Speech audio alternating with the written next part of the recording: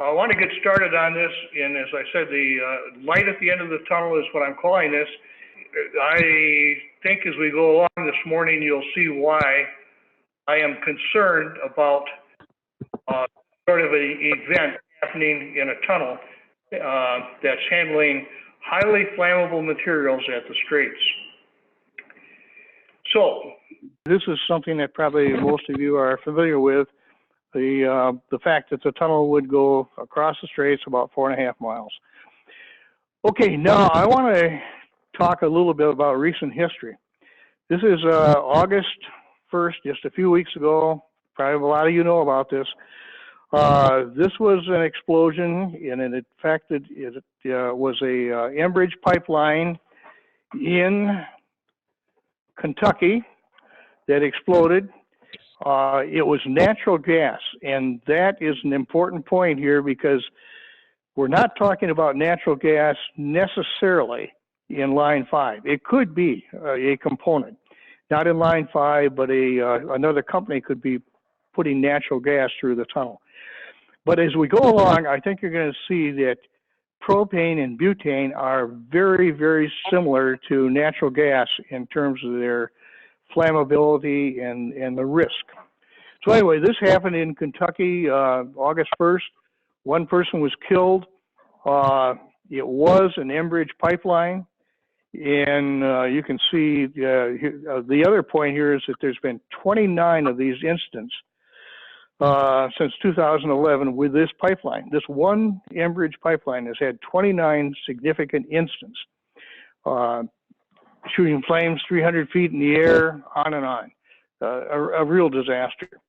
Now, this was Al Monaco, who's the CEO of Enbridge, and he's saying that he's very saddened by what happened, et cetera, but it's, you know, this reminds me, his statement reminds me of some of the things we see and hear from the media after a shooting.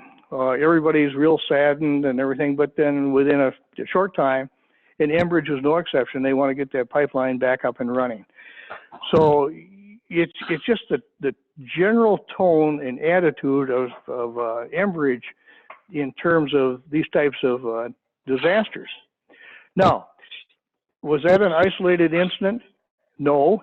As I said, there were 22 in the last several years, but if we look, just this past January, same pipeline, Enbridge, Ohio, January 19th.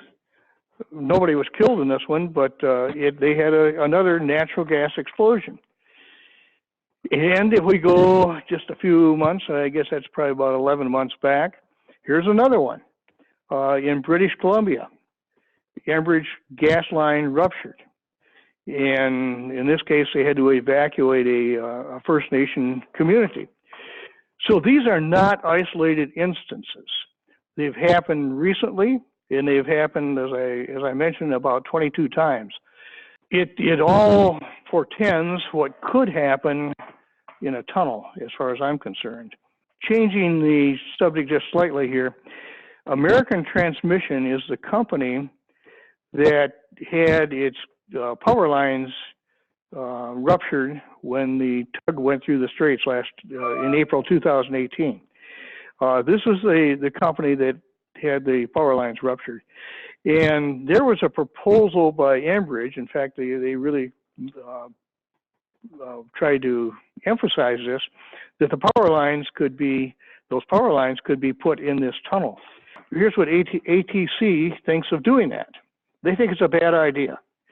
And this is from the vice president of the company. He says, ATC does not believe that installing high voltage electric lines in close proximity to high pressure oil or gas lines is a good idea. And that's, to me, as an engineer and one who's worked with these types of compounds and other issues related to them, I couldn't agree more with what he's saying. In addition, and I think some of you know Brian Newland, who's chair of the Bay Mills Indian community. I picked this up out of a communication he had, and he says the letter from ATC does not jive with the message we're being told about the safety of a utility. So just another piece to keep in mind here, that high voltage electrical lines do not belong in close proximity to flammable materials. Now I'm going to change just a little bit. This is almost intuitive, but at least in the chemical industry, I know Rick has seen this countless times, so did I. To have a fire or an explosion, you need three components. And this is, if you ever build a campfire, you know what I'm talking about. You need air or oxygen. You need fuel, and you need an ignition source. Well, we certainly have the fuel. Butane and propane are the fuel. And we have air in the tunnel. All we need is an ignition source. Now, the assumption that is made in the chemical industry is there is almost always an ignition source. So if you want to be inherently safe, you have to take away one of the other two components. And I say that because things like static electricity, even a burned out light bulb someplace can throw an arc. Equipment that's running hot, bearings on fans, motors, all sorts of things can create an ignition source. In my past, we never assumed that the ignition source was not going to be there if you had these other types of equipment that would be present. So let's look at what is being proposed here. Enbridge proposes to put crude and NGLs, and that's the propane and butane, through this pipeline. If you look over to the right in terms of environmental danger, I think the NGLs are somewhere between moderate and high. If they leaked and didn't catch on fire, they would escape to the atmosphere, causing environmental issues, but they not necessarily would create a safety hazard. But in terms of safety, in terms of explosions and that sort of thing, they are very flammable and very dangerous. There's also been talk by Enbridge, and I haven't seen anything where they denied this, that they would like to see TransCanada run their natural gas line through the tunnel. Now, natural gas is methane. That's what you get in your house if you live in a city. I don't live in a city, but if you lived in almost any community that has a community-wide utility natural gas service, that's what you're getting. As you'll see when we get a little further along, methane is just about as bad as propane or butane, or I should say it the other way around. Propane and butane are almost as bad as methane. So these things all fit together and they're all dangerous. And if you look back to the three explosions I talked about earlier, they were all involving methane. But because they were methane doesn't change the concerns. And as I crossed out the American Transmission because they've said that they do not want to be a part of that, although I recently read that Enbridge is still trying to convince them they should. And then telephone lines, which I don't think are anything to be overly concerned about. So you have the Enbridge pipeline, the natural gas and the natural gas pipeline of TransCanada to be worried about. This gets a little bit technical, but it's very important. As I said, methane, the first thing on this table, is natural gas. And that's another term for it is pipeline gas. The important point here is the LEL, which is the lower explosion limit. And I'll read this. The LEL is the lowest percent of vapor in air by volume that will explode or ignite in the presence of an ignition source. So that's you have to have at least that much in the air to go. It's like, you know, if you go to the gas station, you smell a little bit of gasoline when you pump gasoline in your car, it's way below the LEL, and unless you were standing right there smoking a cigarette or something, it's probably not going to be a problem. The LEL for propane and butane is the same as it is for natural gas. So when we see explosions of natural gas in Kentucky, it's very, very similar to what could happen with propane and butane. The other key component here is the flash point, and that's the point, that's the minimum temperature at which a liquid gives off sufficient vapors to ignite. And you can see that methane and propane are exactly the same. And even butane, I think minus 60 is like, in Fahrenheit is, I don't know, minus 75, something like that. I mean, it's extremely cold, and it's the sort of conditions that you have to just assume, even in the cold waters of the Straits of Mackinac, that you're going to be above the flash point when these things are released from a leak in the pipeline. Let's supposing that you are in the Enbridge control room and the alarm goes off that there's a possible leak of NGLs, propane and butane, inside the tunnel. Let's just imagine that for a moment. What do you do? Okay. Well, first of all, you can assume it's a false alarm. Enbridge did that at down at Kalamazoo a few years ago. For 17 hours, they assumed it was a false alarm. So that doesn't give me a whole lot of confidence that they wouldn't do the same thing again. Now, so if you think it's a false alarm or you're not sure, you could probably send somebody inside the tunnel. And I have a little graphic here. Here's what could happen. The supervisor says, well, I'd like to have you go out there and check it out.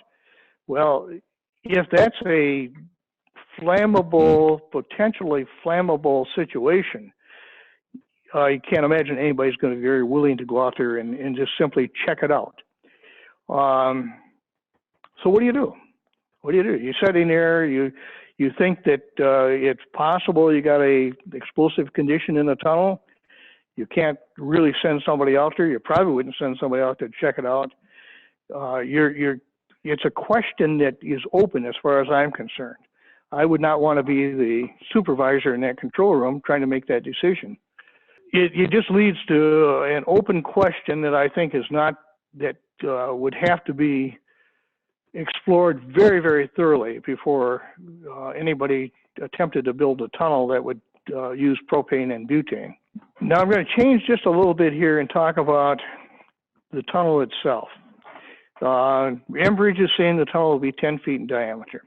And this, I think, came out of a study or some work that was done by a professor at Colorado School of Mines. He said you could have a 12-foot tunnel and the inside diameter would be 10 feet. A group of Michigan Tech students, and I think you're all familiar with this study, proposed that the tunnel should be 21 feet. That's a large difference in terms of cost.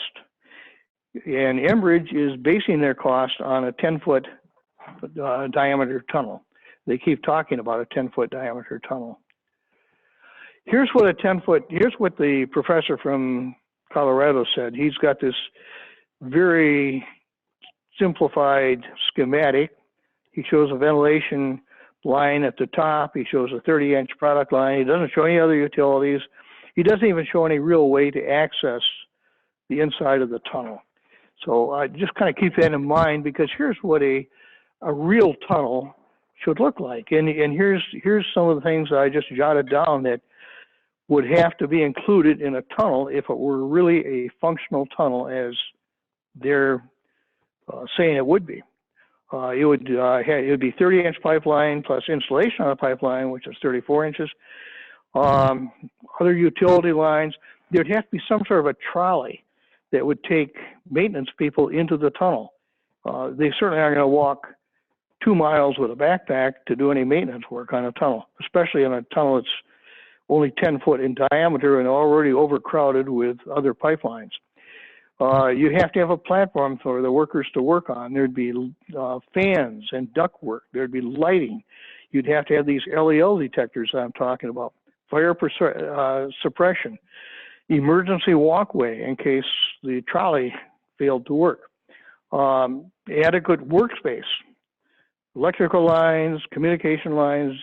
You'd have to have drainage because tunnels, no matter how well they're designed, are going to have a small amount of water leaking into the tunnel. So you have to have drainage and some pits and pumps to keep them dried out. So there's a lot to it. It's a lot more to it than this simplified 10-foot tunnel. It just isn't. It isn't real. They're just kidding themselves, and I think lowballing the whole project intentionally. Talking about a 10-foot tunnel. I think when they get right down to it, if they're really going to build a tunnel, it's going to be a lot bigger than 10 foot, and it's going to be a lot more costly. It's not a, as I said here, it's not a tunnel. It's just really a corridor. There's a lot of other related issues that I don't have time to get into here this morning, but you know, and I think a lot of you are familiar with these: timing for the completion of a tunnel, the permitting process, which could take a very, very long time. I think as I alluded to it, the construction estimate is very low ball, and I think as time goes on, Enbridge is going to want to. I would expect that when they really find out the cost of the tunnel, they may want to back out of the whole project. And this is very important. It needs to be approved by the state. The engineering and construction must be monitored and improved. The state is going to own this tunnel once it's complete.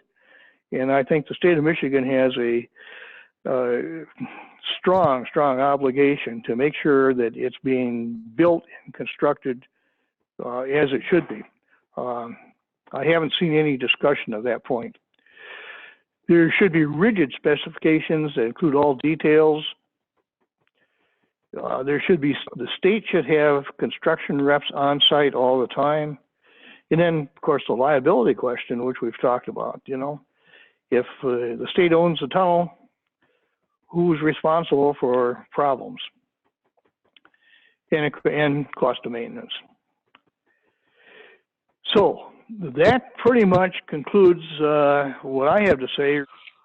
I appreciate it. If anybody has further questions on what I talked about this morning, the hazards, or other things, other topics, you know, feel free to get a hold of myself or others. And but I think we do need. I totally agree. We need to somehow get more of this message out to the public.